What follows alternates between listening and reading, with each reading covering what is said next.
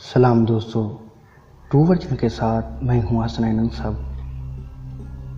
आज की हमारी वीडियो परिंदों की तबाही मौत के बारे में होगी। इमाम जाफर सादिक अलैहिस्सलाम ने जानवरों के बारे में एक हैरान कर देने वाली बात बताई।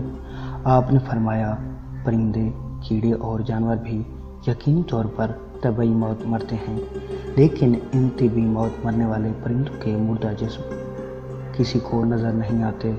आखिर ये लाशें कहाँ चली जाती हैं? मसलन हमारे इलाके में बेशुमार परिंदे, बिल्लियाँ, चूहे और दूसरे जानवर पाए जाते हैं। ये जानवर भी अपनी तबाही मौत मरते हैं। रोज़ाना हज़ारों परिंदे और दूसरे जानवर मरते होंगे, लेकिन इनके मुर्दा जिस्म हमें कहीं नज़र नहीं आते।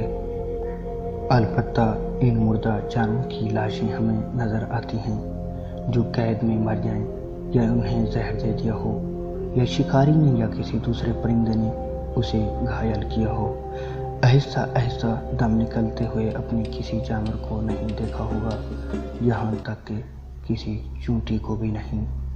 इमाम जाफर सादिक अलैहिस्सलाम ने फरमाया, ये मुर्दा अजसाम तुम्हें इसलिए नज़र नहीं आते कि चौपाइयों, परिंदों और दूसरे जानवरों को अपनी मौत का इल्म अल्लाह की तरफ से पहले ही हो जाता है।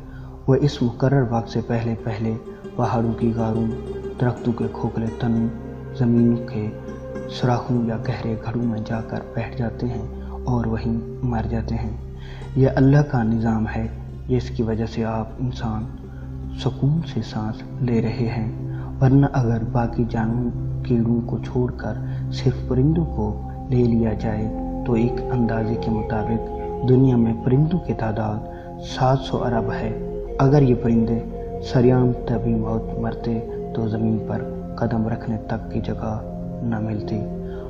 हर तरफ उनके मुर्दा अजसाम नज़र आते, जो गंदगी और बेशुमार बीमारियों का सबब बनते। और तुम अपने परवरदिगार की कौन कौन सी नेमतों को झुठलाओगे।